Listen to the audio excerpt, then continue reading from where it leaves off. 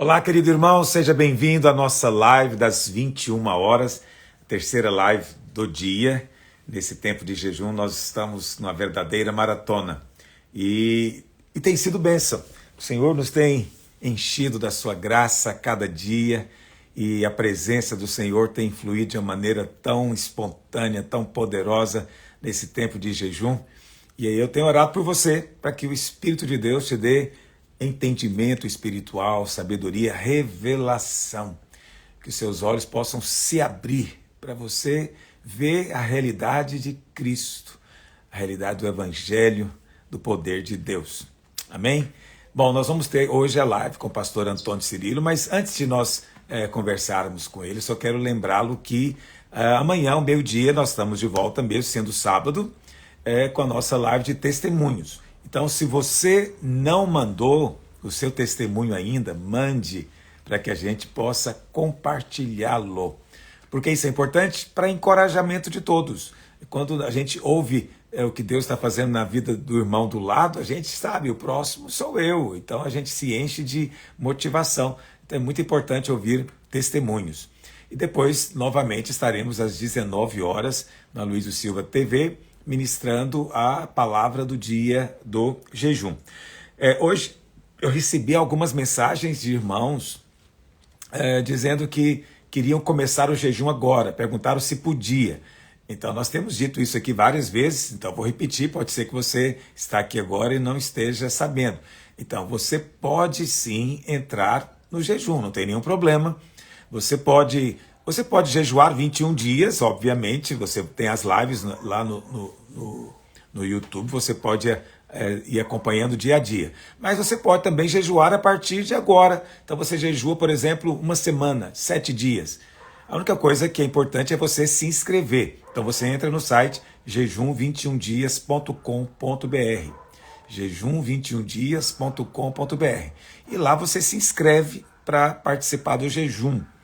Por que é importante se inscrever? Porque quando você entra no site, tem um link, e aí você é inserido num grupo de WhatsApp, e nós podemos então enviar para você material, suprimento, resumo da palavra, revista da semana, palavras de encorajamento, e você sente de fato parte de algo, né? Não fica assim tão só lá na nuvem, né, na internet. Nós sentimos que estamos num grupo. Hoje nós já estamos inscritos mais de 32 mil pessoas no jejum. São 32 mil irmãos que simplesmente resolveram parar de comer ou está comendo uma refeição por dia para buscar a Deus juntos, no mesmo espírito. Isso é poderoso. Eu me sinto muito empolgado com isso, porque não é pouca gente, é muita gente. E amanhã nós vamos ter também a live das 21 horas e vai ser com o pastor Tel Hayashi, que você deve conhecer, um jovem muito usado por Deus. Então amanhã a gente vai conversar com ele. Mas hoje a nossa conversa é com o pastor Antônio Cirilo. Vamos ver se ele já está online. Pastor Rafael. Tem que ver como é que é. Vamos ajudar. A internet do pastor Antônio Cirilo é boa. Ontem tivemos uma live abençoada, mas a internet não estava muito boa ontem. Vamos ver. Olá, pastora Luiz. Deixa eu mandar de novo.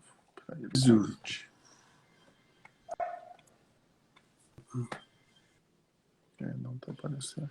Nós estamos tendo aí um problema com a internet lá do pastor Luiz. Já deve estar voltando aqui. Não. Aí já entrou. Pelo menos o áudio dele. Oi, pastor Luísio. Tudo bem? Olá, irmão querido. Seja bem-vindo ao nosso jejum 21 dias para liberar a fé. Aleluia. Que alegria Glória a Deus. ter o irmão aqui conosco hoje. Alegria minha. Já estava quase começando a orar em línguas aqui, você sumiu de repente. Falei, onde foi, pastor? O poder foi demais, a rede até balançou. A internet ainda é um desafio ainda a ser superado, pelo menos só para as bandas de cá. Glória a Deus. Deixa eu dizer uma coisa para você. Fala comigo. Nós estamos aqui envolvidos num jejum de 21 dias. Muitas igrejas têm jejuado nesse tempo de pandemia, orado pelo país, orado pelas pessoas, que a pandemia não é só do coronavírus, né? A pandemia é de medo. Eu diria até que maior é de medo. Sim. Então, a verdadeira pandemia de medo, de ansiedade, de pânico, gente com medo de ficar doente, perder o emprego, de quebrar a empresa, crises conjugais, assim, para todos os lados, né? Então, a gente vê que o ataque do diabo tem sido grande. E nós, então, separamos esse tempo para orar, buscar a Deus, e Deus tem feito, de fato, grandes coisas. E o nosso tema, nós já fazemos esse jejum todos os anos, já tem 20 anos, e a gente sempre coloca um tema. E o tema desse jejum é 21 dias para liberar a fé. Porque, às vezes, nem sempre o oposto de fé é incredulidade. Às vezes, no Evangelho, a gente vê que o oposto de fé é medo. E a gente tem combatido o medo nesses dias. E aí, todos os dias do jejum, nós estamos fazendo uma live com um convidado, normalmente um homem de Deus, né? Todos eles, né? Porque teve mulher de Deus também. E são homens de Deus. E a gente, então, a gente quer ouvir dele, né? Um testemunho de fé para encorajar os irmãos nesse tempo. Mas, antes de mais nada, eu quero que o irmão dê as boas-vindas, fale o que anda fazendo nesses dias, por onde anda, vi dizer que está morando nos Estados Unidos agora. Conta para a gente os seus projetos. Eu já moro nos Estados Unidos há 6 anos, mas 6 anos? 6 anos. Mas sempre indo ao Brasil todos os meses, né? Eu costumo dizer que aqui é só o condomínio onde eu moro. Mas a minha base missionária continuou sendo e é o Brasil. Então, tirando os tempos de pandemia, eu fui ao Brasil praticamente todos os meses, desde que mudei aqui para a América, debaixo de uma ordem, de uma direção de Deus. E estamos aqui, não temos uma igreja, somos um ministério itinerante, né? E mantivemos essa mesma característica por aqui. Estamos orando, jejuando, nós estamos falando de jejum, estamos aqui na campanha de jejum. Eu começo o ano jejuando, eu e minha esposa, os primeiros 7 dias do ano, a gente só toma água, e depois, todos os meses, os primeiros 3 dias do mês, nós jejuamos também jejum só na água. Quando você soma os 7 primeiros dias de janeiro com os 11 meses vezes 3, dá 40 dias no ano, pelo menos, fora os intermitentes, né, que nós vamos fazendo assim, porque nós cremos, não no jejum, porque o jejum não muda a Deus. Deus não muda, Deus é imutável. O jejum não mexe na imutabilidade de Deus. Mas o jejum, pastora Luiz, ele tem o poder exatamente de provar a sua fé. O jejum tem o poder de sacudir as estruturas materiais, porque Deus já nos abençoou com toda sorte de bênção espiritual nas regiões celestiais. Agora, para transportar essa bênção das regiões celestiais para o natural, nós já temos, o sacrifício de Cristo, ou seja, será sempre pela graça, mas Deus, ele nos dá essa oportunidade de cumprir em nosso corpo aquele sofrimento ainda pela igreja, pela nossa família, para que nós possamos crescer espiritualmente. Então, eu entendo, nós acabamos de sair desse jejum, eu entendo que é super necessário, quero dar os parabéns, né, a todos vocês que estão inscritos aqui nos 21 dias de jejuns, e também a Igreja Videira, pastor Aloísio, pela iniciativa de criar essa logística espiritual, para que os irmãos possam, então, cumprir essa disciplina espiritual que é o jejum. Então, eu quero falar pouco de mim e trazer mesmo essa importância de você estar participando desse jejum. Vai em frente, pastor. Olha, o jejum, nós temos que ter a humildade de reconhecer que o nosso corpo ele ainda não foi redimido. Então, a redenção do nosso corpo ainda vai acontecer quando vamos ganhar um corpo glorificado. Sim. Enquanto isso, o nosso corpo, ele, em alguns momentos, ele pode ser, sim, um estorvo, um obstáculo para as coisas do espírito. Então, muitas pessoas elas não aceitam essa visão tridimensional do homem, né? O homem como espírito, alma e corpo. Mas a Bíblia ensina assim. E o que acontece? A vida de Deus ela está no nosso espírito. E as coisas de Deus fluem a partir do espírito. E o que acontece às vezes é que o nosso corpo funciona como uma casca. É como uma semente, né? A vida está no interior da semente, mas a casca se ela se torna endurecida, enrijecida, ela impede a vida que está lá dentro de germinar. Então, essa casca tem que ser rompida. E o que acontece, às vezes, é que o nosso corpo ele vai se tornando excessivamente forte e vai ganhando domínio sobre nós. E aí nós nos tornamos excessivamente voltados para o natural, para as coisas físicas. Mas nós somos do céu e nós temos que estar voltados para as coisas celestiais. Então, o jejum faz isso. Ele abate essa energia física e libera aquela que está no espírito. E você sabe, a fé, ela está no espírito. A vida de Deus está no espírito. A comunhão com Deus é no espírito, não é no corpo. Então, o nosso corpo precisa de ser disciplinado. Não que nós ensinemos algum tipo de prática de ascetismo, né? De algum tipo de sofrimento físico para tentar, de maneira penitente, receber algo de Deus. Não é nada disso. Mas foi o Senhor Jesus quem disse que certas castas só saem com jejum e oração. Isso significa, então, que o jejum é uma forma de intensificar a oração. Eu diria que jejum é oração intensificada. Agora, você sabe que tem muita gente que é contra o jejum. É impressionante, dentro do meio evangélico, dentro da igreja, né? E eu sempre gosto de dizer as 3 dobras que o Senhor Jesus fala no Sermão da Montanha. Então, Jesus, ele não usa a expressão, por exemplo, olha, você vai orar. Ele diz, quando você orar, não useis de vãs repetições. Então, ele ensina o que você tem que fazer. Mas esse quando, ele está dizendo o seguinte, eu sei que você vai orar. Então, quando você orar, faça assim. Depois ele diz, quando você der esmola, não toque trombeta, não saiba direito o que faz a esquerda. Ele não disse, você tem que ofertar. Mas ele disse, você vai. Quando você fizer, é assim. E também falou do jejum. Falou, quando você jejuar, unge a cabeça com óleo, para que não pareça aos outros que você jejua. Quer dizer, ele não falou um mandamento de jejuar, mas ele disse, você vai jejuar. Então, quando você jejuar... Agora, você não vê nenhum pastor contra a oração. Não tem, claro. Contra a oferta, talvez existam meia dúzia de enlouquecidos aí que são contra a oferta, mas normalmente ninguém é contra a oferta. Agora, o jejum é tido pela grande maioria como sendo uma coisa, alguns dizem que é do Velho Testamento, que não é verdade, porque não existia esse mandamento no Velho Testamento de jejuar. Só existia um jejum prescrito na lei, que era no dia da expiação, um dia por ano, não é? Então, não é do Velho Testamento. Alguns falam, isso aí é prática de religiões pagãs. Não é? Mas pagãos também oram, pagãos também dão oferta. E, no entanto, nós fazemos isso também. Não é? Exato. Então, eu penso que o jejum é algo que tem sido desvalorizado porque o estômago virou um deus na nossa geração. Essa que é a verdade. Paulo já disse isso, né?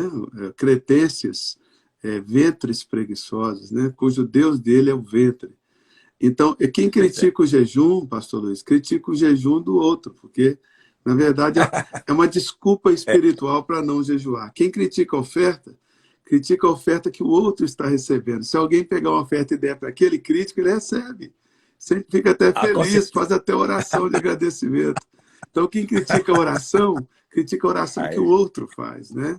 Critica a oração em línguas, que o outro ora em línguas. Então, é uma narrativa espiritual para justificar a preguiça espiritual, na verdade. Porque o jejum é um sacrifício, não é um sacrifício para salvação. Nosso sacrifício para salvação é o sacrifício de Cristo, né? Mas é um sacrifício de adoração.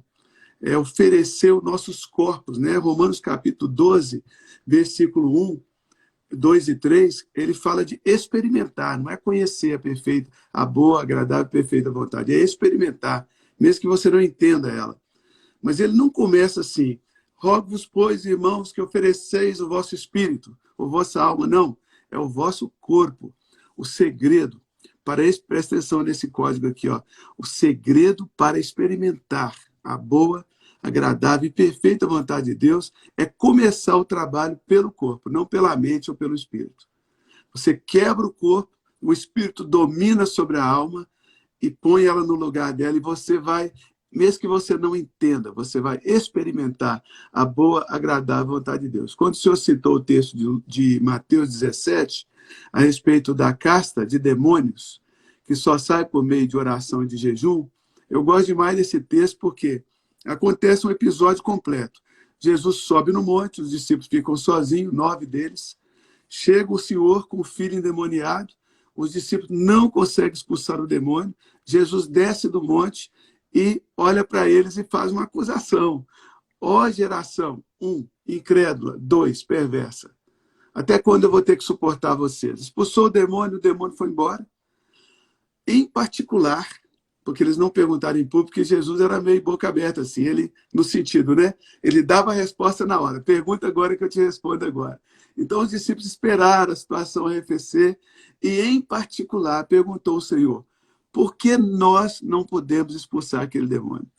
Aí Jesus disse assim, por causa da pequenez da vossa fé. O tema hoje aqui dos 21 dias de jejum é a questão da fé.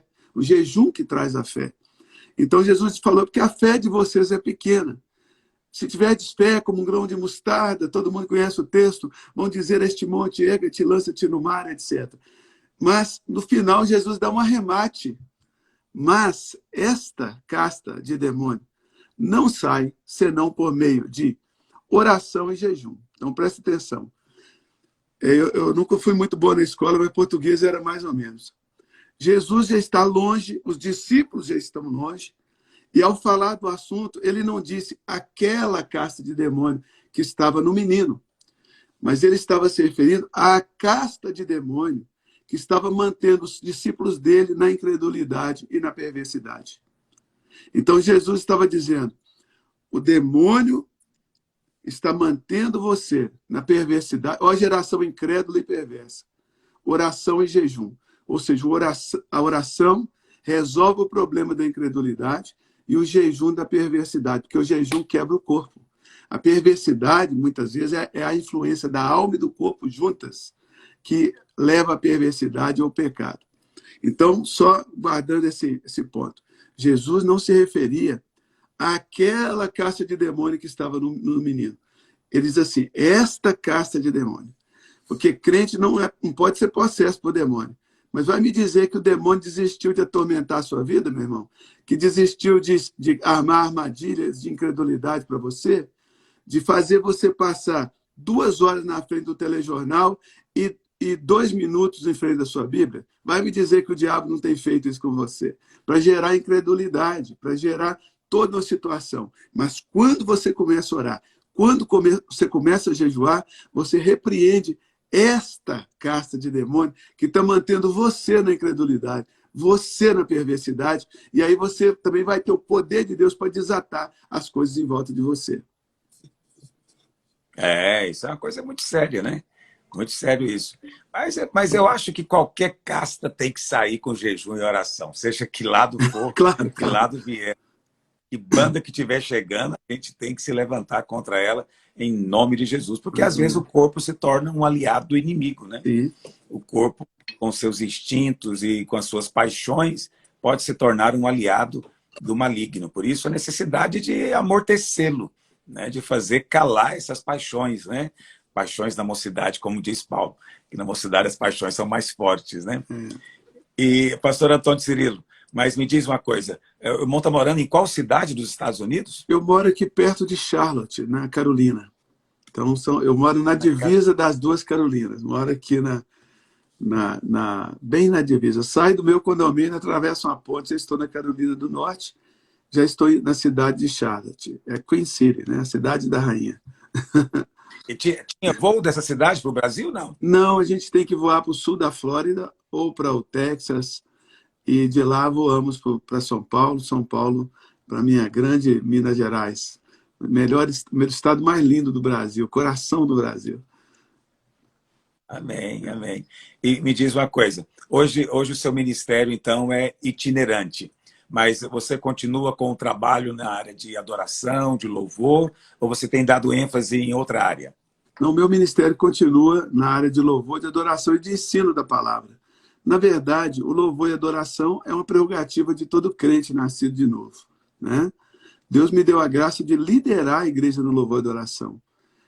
Mas eu nem creio assim que é um ministério, porque a igreja, ela é toda, se a gente fosse separar a tribo levítica das demais tribos, e eu não faço essa separação, né? Porque hoje nós estamos debaixo de um novo sumo sacerdócio, que é o sacerdócio de Cristo, segundo a ordem de Melquisedeque. O pessoal pergunta, você é um levita? Fala, não, porque eu não sou descendente de Levi, e também já tenho outro sumo sacerdote. Então eu sou jesuíta, sou mais jesuíta do que levita. Né?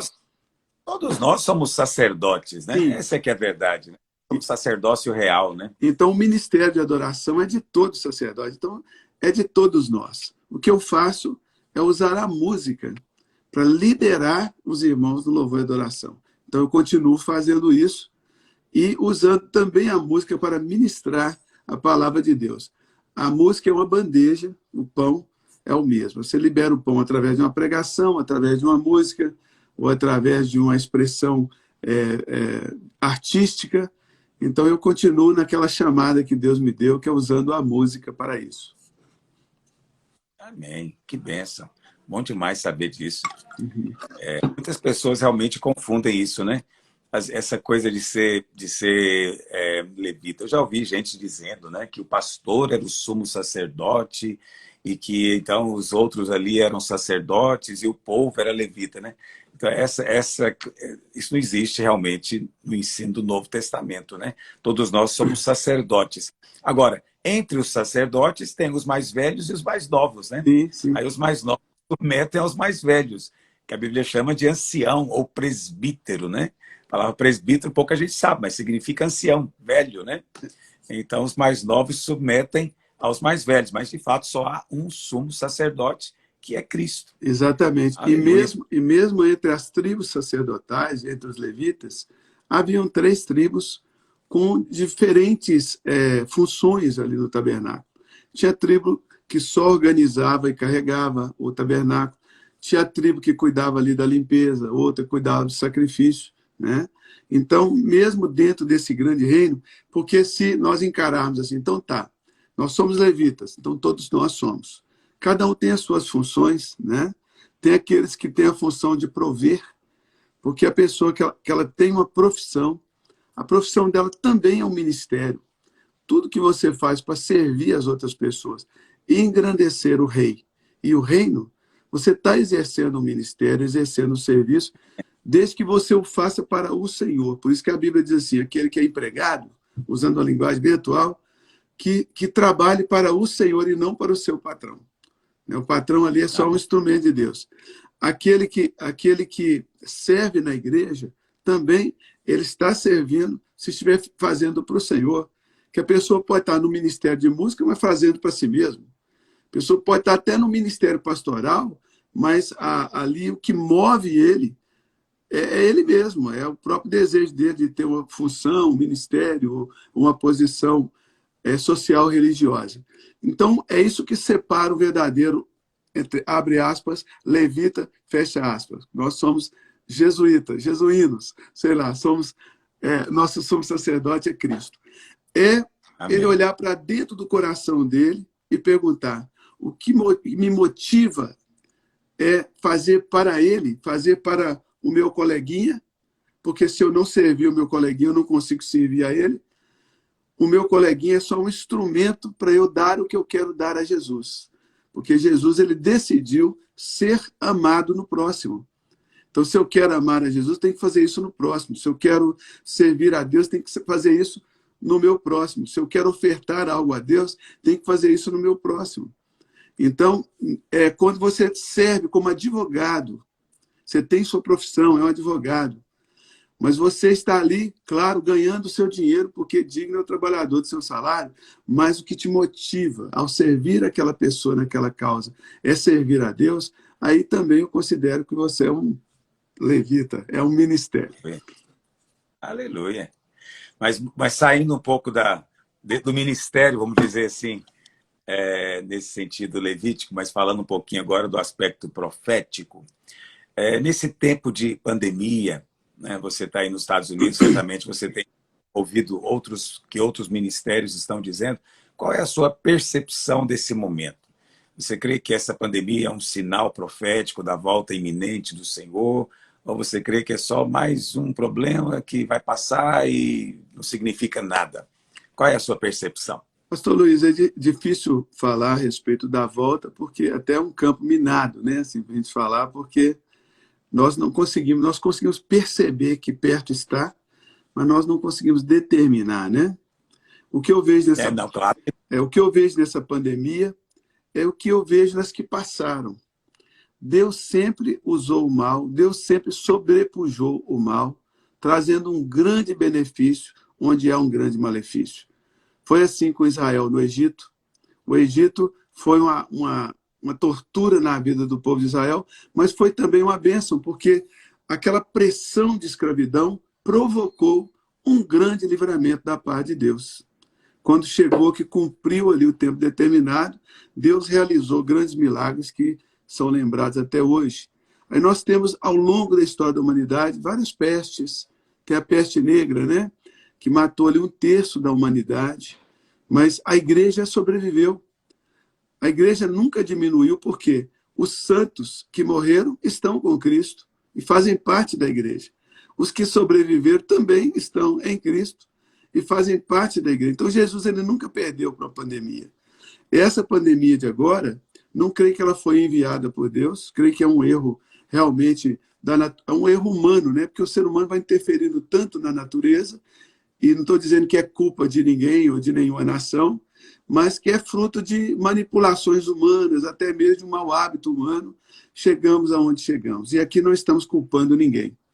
Mas aconteceu, como Deus sempre usa os erros dos homens para consertar o próprio homem, pela sua graça, por sua bondade, Deus está usando também essa pandemia para nos consertar. Por quê? A igreja está sendo purificada, a igreja está sendo peneirada. Né? Hoje nós temos... Isso, você percebe que ela está sendo peneirada? Sim, a igreja está sendo peneirada. Tem muito crente que esfriou, e tem muita gente que nem ia na igreja, que mal espera anunciar um culto presencial e está lá. Você vai perceber, por exemplo, nas reuniões presenciais da videira, que tem muita gente nova. Tem muita gente que nunca esteve lá. Enquanto os crentes, às vezes, estão com medo, aqueles que estão ali, estavam ali na porta, já estão caindo para dentro e apaixonados por Jesus. Então, eu creio que Deus, mais uma vez, ele vai usar esse mal para o bem. Nós estamos, assim, às portas de um grande avivamento. Agora, eu não consigo te dizer se esse é o último grande avivamento. Mas nós vamos experimentar um grande avivamento, que vai chegar um tempo que a igreja vai clamar tão forte pela intervenção de Deus, que quando ele vem intervindo em tudo. Ele vem quebrando tudo, ele vem como uma enchente, quebrando tudo. Eu creio que nós estamos diante de um grande avivamento de salvação de alma, de um avivamento do poder do Espírito Santo. Então, isso que eu creio. Agora, o avivamento, ele atrai a presença. Ele traz Deus para perto. E a volta de Cristo, ela está muito mais relacionada, condicionada a um clamor da igreja por isso, do que, eu creio que até o próprio Cristo. Porque nada acontece na terra sem profecia, nada. Deus não faz nada na terra se a igreja não profetizar, se os profetas não profetizarem. Hoje, as pessoas elas têm medo de falar como eu estou falando agora. Jesus, eu te desafio a voltar agora, enquanto nós estamos fazendo essa live. Eu estou pronto. Por que eu estou pronto? Porque eu sou o santarrão? Não, eu confio na graça de Deus.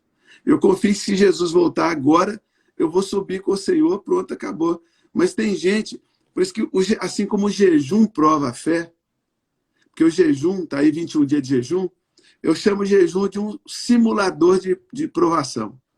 Tem aquele simulador de voo, tem um simulador de direção.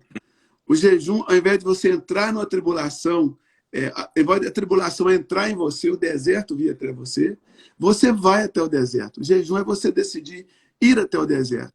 O bom é que quando você vai ao deserto, você escolhe onde vai. Agora, quando o deserto, a tribulação chega até você, aí você já está atrasado, e quem vai atrasado na bola faz falta, né?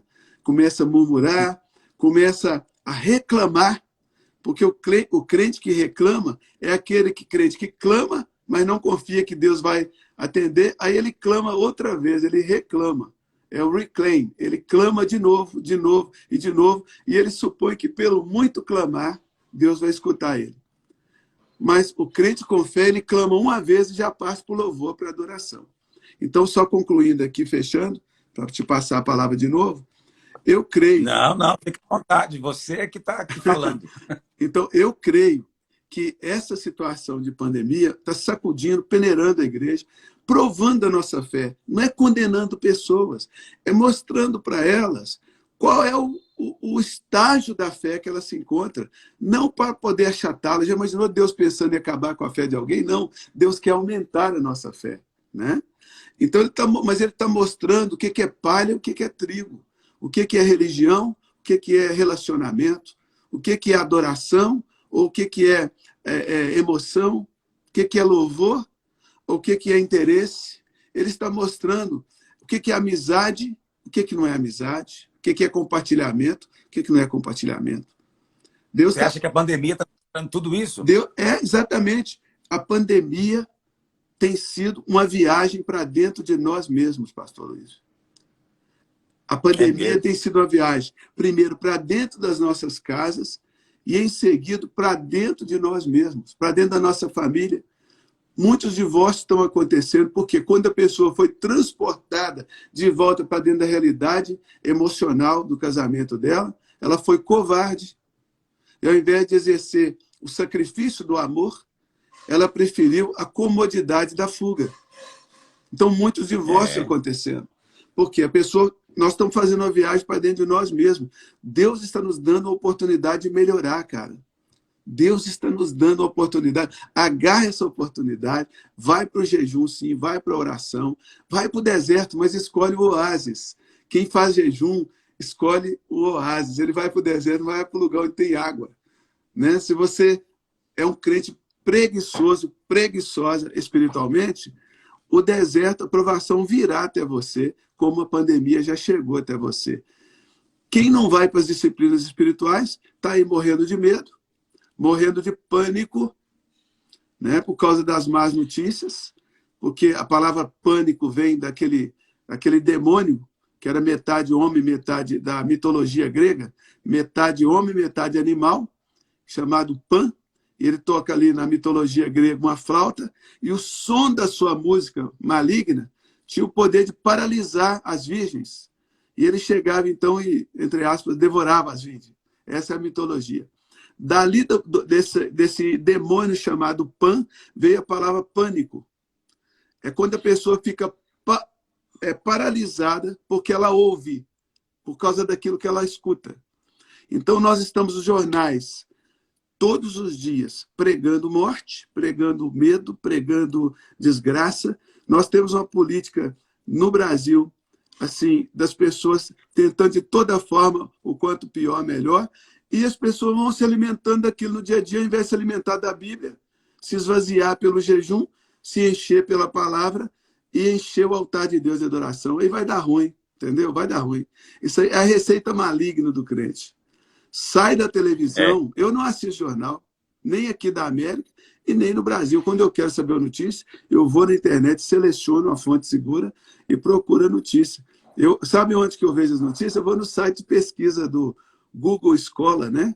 Onde os cientistas publicam as pesquisas. Lá que eu vou buscar minhas notícias. A verdade. Então, eu creio que a pandemia veio para sacudir, está sacudindo, fez o ser humano fazer essa viagem para dentro de si mesmo, para dentro da sua família e para dentro de si mesmo. Né? Tem muito homem, tem muito marido, pastor Luiz, tem muita mulher dizendo assim, eu não amo mais meu marido, eu não amo mais minha mulher, porque já nem sabe mais o que é amor. Amor não é sentimento, amor é sacrifício. O que Deus está te dando a oportunidade é de ajudar ela a arrumar a cama, de ajudar ela a cuidar da cozinha, né? De ajudar ela a fazer comida, de se sacrificar por ela. E a mulher, Deus está te dando a oportunidade de respeitar seu marido. Deus nem te pediu, mulher, para amar seu esposo. Pediu para respeitar, sabe por quê? Você ama com naturalidade. Porque mulher, ela já se sacrifica por naturalidade. Então, Deus está nos dando uma oportunidade de levantarmos, de restaurarmos os nossos lares, as nossas famílias. Então, resumindo, pandemia, fez uma viagem, nós fizemos uma viagem para dentro de nós mesmos, e o fruto disso, os crentes vão sair disso melhores. Mais crentes ou mais realistas? Ou frios. Mais crentes ou mais realistas? Ou quente ou frio, mas morno não dá.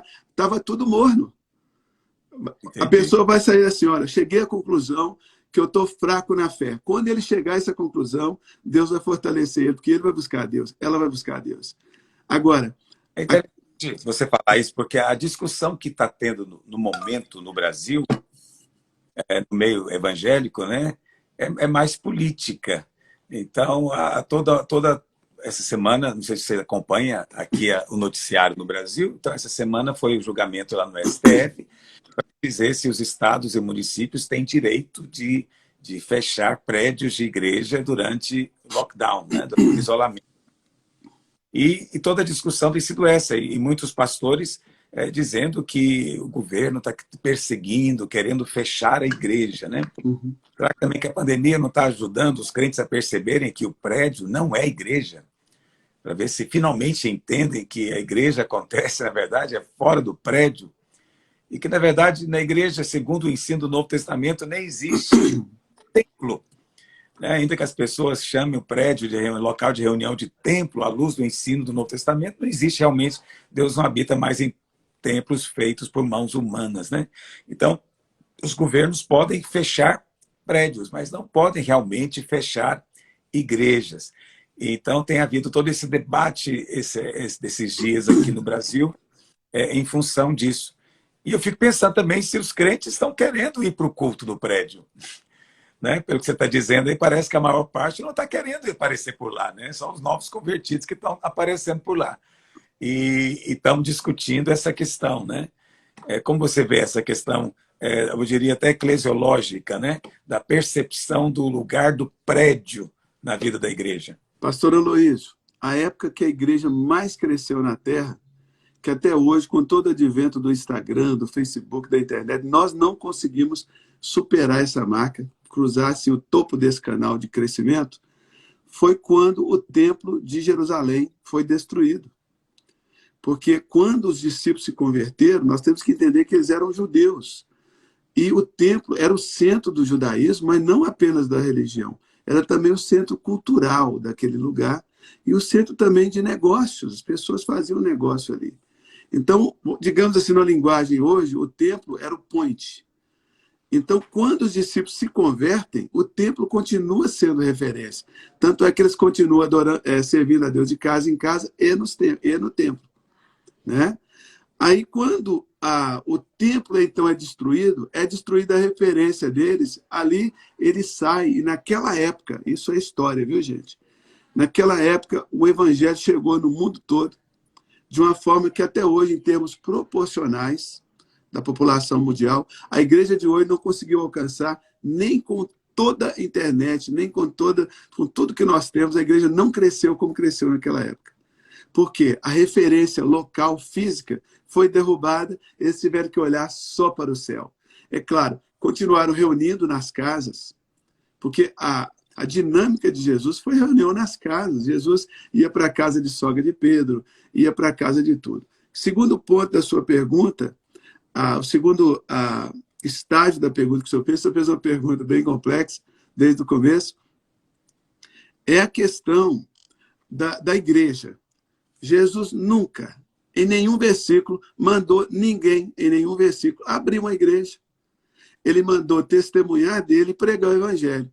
Quando é que você abre uma igreja e abre um prédio?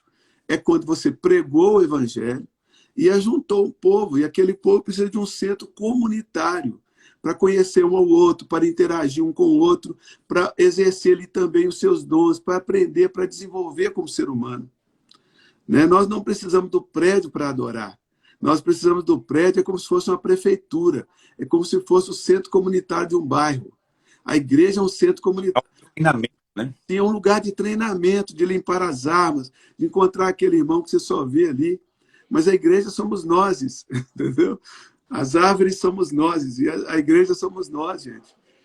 Nós usamos um prédio, mas nós somos a igreja. E o terceiro aspecto da discussão política, pastor Luiz, eu oro pelo Brasil para que nós tenhamos dias de paz, para que a igreja tenha dia de paz, tá certo? Mas a igreja nunca teve moleza. A igreja foi perseguida pelo Império Romano, pela religião judaica. A igreja foi perseguida depois, na Inquisição, os crentes começaram a se converter mesmo, pela Igreja Católica. Meu Deus, ninguém destrói esse negócio. Quanto mais persegue, mais ela cresce. Mais ela cresce, mais ela cresce. Quanto mais perseguição, quanto mais aperto, mais a ovelha dá cria. Então, eu não me preocupo com a perseguição sobre o Brasil, sobre a politicagem, sobre a vergonha que é o Brasil, né? Principalmente desde a mais alta corte até o mais baixo clero. Gente, nós precisamos ter uma visão de reino. Jesus não veio mudar o mundo não tem conserto. Jesus veio salvar o mundo. Preste atenção. Lá em Israel, eu estou falando de Israel, reinaram vários reis que não prestavam. Lá em Israel tinha um rei tão endemoniado, o Manassés, que ele chegou a sacrificar os filhos dele a demônio. E mesmo assim, Deus não matou ele e nem tirou ele do trono. Ele reinou 55 anos. A gente está chorando por causa de 4 anos de governo, chorando por causa de um ministro que está lá, vai ficar 20 anos, 15 anos. Querido, Manassés reinou 55 anos e Deus não tirou. E a pergunta é por quê? Porque Deus tinha algo em mente mais excelente. Deus estava prestes a estabelecer um reino que jamais teria fim. Deus estava preparando um rei cujo reino jamais passaria a outro. Deus estava preparando um rei justo que julgaria com justiça. E nós tivemos o privilégio de ser convidados a fazer parte do reino dele. A igreja não é só um grupo de pessoas aqui e ali. A igreja, ela é uma nação dentro das nações. É uma nação sem fronteiras. É uma nação sem barreiras. E, no fim, esse mundo que não tem conserto, que Jesus não veio consertar, ele veio salvar, esse mundo vai destruir, porque ele jaz no maligno. E a igreja vai subir. Né? A igreja vai subir. O que eu oro pelo Brasil hoje é para que haja paz nos nossos dias. E a minha oração de vingança contra os políticos, contra os ministros do STF, é que eles sejam salvos e cheios do Espírito Santo. A minha vingança vai ver um ministro desse ajoelhado, chorando e dizendo: pequei contra o Senhor, pequei contra o povo do Senhor. Então, sai dessa onda de ficar amaldiçoando o governo, sai dessa onda de ficar orando, pedindo a Deus para matar político, senão eu tinha matado Manassés. Sai dessa onda de ficar preocupado com esse mundo, não tem conserto. O Brasil, tem um Brasil que tem conserto. E esse Brasil já tem um nome, chama Igreja Brasileira. O mundo não tem jeito. O único conserto possível realmente é o novo nascimento, né? O Senhor Jesus não nos mandou realmente mudar governos, nem fazer revoluções. A ordem foi ir e fazer discípulos, né? Ir de pregar o evangelho. Na medida em que nós pregamos o evangelho é poderoso, ele transforma as vidas, ele produz novo nascimento. Aí sim há uma mudança no ambiente social. Mas os reinos deste mundo são inimigos do Senhor e do seu Cristo, são inimigos da igreja, sempre foram e vai continuar sendo, né? Agora, quando é que eles vão vencer, pastor Luiz? Se a morte não pode nos vencer, a tribulação não pode, o perigo não pode, a espada não pode, né? A fome não pode, o coronavírus não pode, nada pode nos vencer. Muito menos deixar de reunir no prédio. Meu Deus. Quer dizer, isso absolutamente vai impedir a igreja de avançar e de ser igreja. Não é? Agora sim, isso realmente atrapalha aqueles que têm na igreja outros objetivos, né? Que precisam realmente de fazer o evento ali. Aí realmente atrapalha. Mas se você está querendo edificar pessoas, edificar a casa de Deus, você pode fazer sem prédio, acredite em mim. Nós somos uma igreja em célula, já temos 21 anos, trabalhamos assim, e pelo fato de sermos em célula, a gente está sentindo muito pouco, na verdade, toda essa situação de não reunir no prédio, porque as nossas células, elas são a vida da igreja, e elas continuam acontecendo, né? Não fomos impedidos de ter as células, porque elas têm menos de 10 pessoas, né? Então, essa é a vida da igreja. Meu desejo, minha oração nesses dias é que a igreja como um todo, né, no país e até no mundo, possa transcender, ir além do prédio, não se restringir a esse templismo, né, mas acontecer de maneira prática, ali onde ela está, sendo sacerdote, no lugar onde cada um de nós tem sido plantado, né? Este fato é poderoso. Exatamente, exatamente. E agora, falando sobre a volta de Cristo, quanto mais a igreja volta para a maneira que ela começou, mais perto está. A igreja não começou no templo, começou nas casas, e ela teve que voltar para as casas. E Deus tentou preparar a igreja para esse momento, trouxe o mover das células, a visão dos cultos, grupos de convívios, grupos de crescimento, mas muito pastor continuou tocando o barco e não fez essa transição. Sabe, Então, hoje perderam, às vezes, muito terreno, porque Deus avisou, Deus trouxe uma visão, e ao invés de entrar nela, como sempre, criticaram, ficaram fora. Enfim, isso é um papo para outra live. Você sabe que no Novo Testamento, Paulo classifica, na verdade, 3 povos, né? Então ele fala para não ser escândalo nem para gentio, nem para judeu, nem para a igreja do Senhor. Isso. Então você tem 3 categorias. E essas 3 categorias é interessante, elas têm formas específicas de se reunir na Bíblia. Então, por exemplo, como é que os gentios, que eram os romanos e os gregos, eles se reuniam? Nos grandes anfiteatros, né? Nos estádios, vamos dizer assim, que é assim que funcionava, tanto na Grécia quanto em Roma. Uhum. Então, essa visão de mega reuniões é uma visão gentílica. Qual que era a visão dos judeus? A visão dos judeus era sinagoga, era congregacional. Uhum. Então, a sinagoga era congregação, equivalente às nossas congregações hoje, que, na verdade, é uma herança da sinagoga judaica. Mas e a Igreja do Senhor? A Igreja do Senhor ela não é nem congregacional e nem também dos mega eventos. Ela é das casas. Deus estabeleceu isso para a igreja.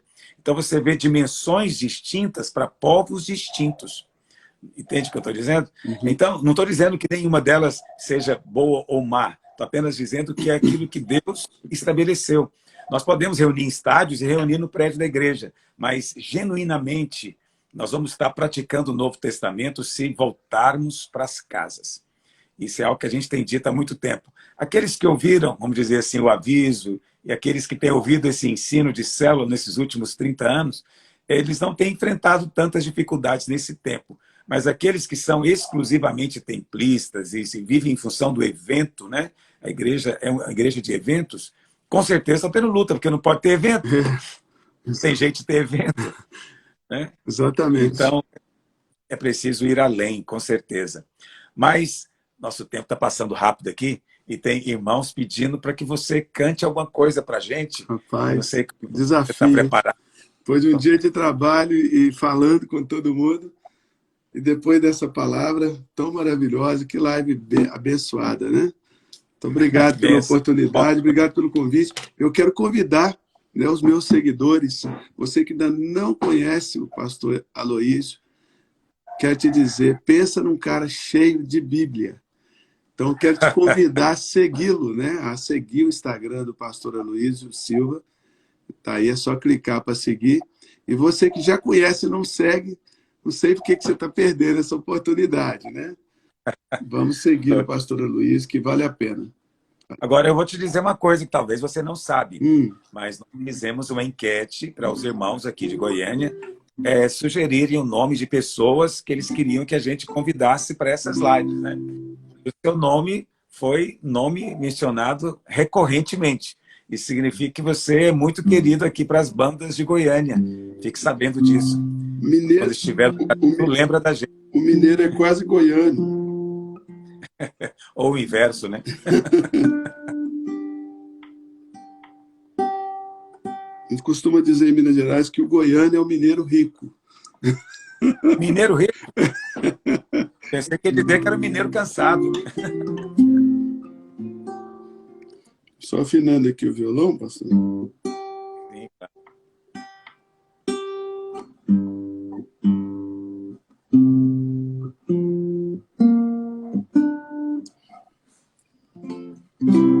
Aleluia, glória a Deus. Então sigam aí o pastor Aloísio Silva, uma bênção de Deus. Quero dizer para você também, não vou pregar aqui nenhuma subversão, né? A gente falou de célula, de igreja em casa, mas você agora pode aproveitar essa pandemia e começar a sua célula, debaixo da autoridade do seu pastor, né? Faz com o seu vizinho, com o seu parente, por causa da segurança em termos da saúde, né? Faz com os seus parentes, as pessoas que você já convive, mas começa um culto oficial na sua casa e registra ele lá no sistema da igreja. Daqui a pouco nós teremos, de repente, através dessa live aí, ó, pelo menos mais umas 100 células começando aqui. Não, vou te dizer, olha, vou te dizer, o tempo está passando rápido, mas eu tenho que aproveitar e te contar esse testemunho, porque nesse tempo de pandemia, por causa do que a gente tem que fazer pela internet, nós abrimos já mais de 10 igrejas só dessa maneira como você está falando aqui agora. E no final do ano passado, nós batizamos 15 mil pessoas no Brasil todo. Então, assim, no tempo de pandemia, elas crescendo, se multiplicando e frutificando. Vai mostrar o quê? Que as portas do inferno Não não podem prevalece. realmente impedir. Mas canta, fica à vontade, irmão. Senão eu não canto. Jesus, eu quero ficar contigo. Eu quero ser teu amigo. Eu quero comer o teu prato, calçar os meus pés nos teus sapatos e arrastar. Lara, lara, lara, lara, e arrastar. Lara, lara, lara, lara. Jesus, eu quero tanto você. Vou pegar tuas sandálias e esconder pra você não sair, pois eu quero estar perto de ti e te abraçar. Lara, lara, lara, lara. Quero te abraçar. Lara, lara, lara, lara. Jesus, quero subir no teu colo, te contar tudo que sei. Quero dormir reclinado ao teu peito, escutando as batidas do teu coração e me acalmar. Lara, lara, lara, lara. Receba a calma do Espírito. Quero me acalmar. Amém. Lara, lara, lara, lara. Toda síndrome do pânico vai saindo. Receba a calma espiritual. Amém. Lara, lara, lara, lara. Receba a cura divina. Vamos. Me acalmar. Lara, lara, lara, lara. Jesus, quero vestir tua camisa com as mangas maiores que meus braços. Vou correr por essa vida ao seu encontro, até me abandonar no teu abraço. Por toda eternidade eu vou correr contigo, meu Senhor. Pelas ruas da minha cidade eu vou te declarar, meu Senhor. Oh Jesus, eu quero contar para todo mundo que eu pertenço a ti. Quero te beijar em público, para que todos saibam que eu pertenço a ti. Amém. Quero te adorar pelas praças e pelas ruas, para que todos saibam que eu pertenço a ti. Quero contar para todo mundo que eu pertenço a ti. Aleluia. Eu quero te abraçar. Lara, lara, lara, lara. Eu quero te beijar. Lara, lara, lara, lara. Aleluia. Aleluia. Preciosa. Que graça, que vida, que unção. Aleluia. Que maravilha. Quero muito te agradecer pela sua bondade, generosidade de atender o nosso convite e gastar esse tempo aqui conosco, nos abençoando, nos edificando. Tenho certeza que os nossos irmãos que estão aqui conectados, e eles certamente foram muito encorajados. Amém. Muito obrigado. Eu que agradeço, pastor. Isso, eu gostaria que você deixasse uma palavra final breve, porque eu quero salvar essa live, não posso perder. Ok. Não, minha Possam palavra... ver depois. Minha palavra final desses 21 dias de jejum, né, para edificação da sua fé, é a seguinte: existem dois tipos de fé. Existe a fé natural, humana. Nós somos crentes de nascença, por isso que pessoas adoram ídolos, creem em árvore, creem nos amigos, creem que vai se dar bem na vida. Então nós somos crentes de natureza, mas existe uma fé espiritual que nasce no coração de Deus, que é o dom da fé, 1 Coríntios 12, 9. Essa fé ela é depositada no nosso coração pelo Espírito Santo. Essa fé, ela é que move montanhas. Essa fé, ela faz uma pessoa que hoje é crítica do Evangelho, amanhã se tornar uma adoradora. Porque não é ela que, não é a pessoa que produz isso. É a fé sobrenatural. Ela é um dom de Deus, ela nasce no céu e entra dentro de você. E eu sei que ela já está aí, eu estou orando agora para que ela seja reativada em nome de Jesus. Amém. Glória a Deus. Você que está participando, amanhã ao meio-dia nós voltamos com a live de testemunhos do jejum aqui no Instagram. Às 19 horas, a ministração do jejum vai ser lá na Luísio TV. E às 21 horas vamos ter amanhã uma live com o Theo Hayashi. Você não pode perder, vai ser uma bênção. E que Deus abençoe você e até amanhã. Pastor Antônio Cirilo, muito obrigado mais uma vez. Que o Senhor continue derramando favor e graça sobre você e a sua casa. Amém? Eu que agradeço, obrigado pela honra do convite e pela live tão boa, viu, gente? Obrigado a todos aqueles que estão conectados conosco aqui, mais de 1.700 pessoas, né? É uma grande igreja. Que Deus te abençoe onde você estiver, que Deus te abençoe, que Deus te guarde e se cuida aí. Amém. Fica na paz. Na paz.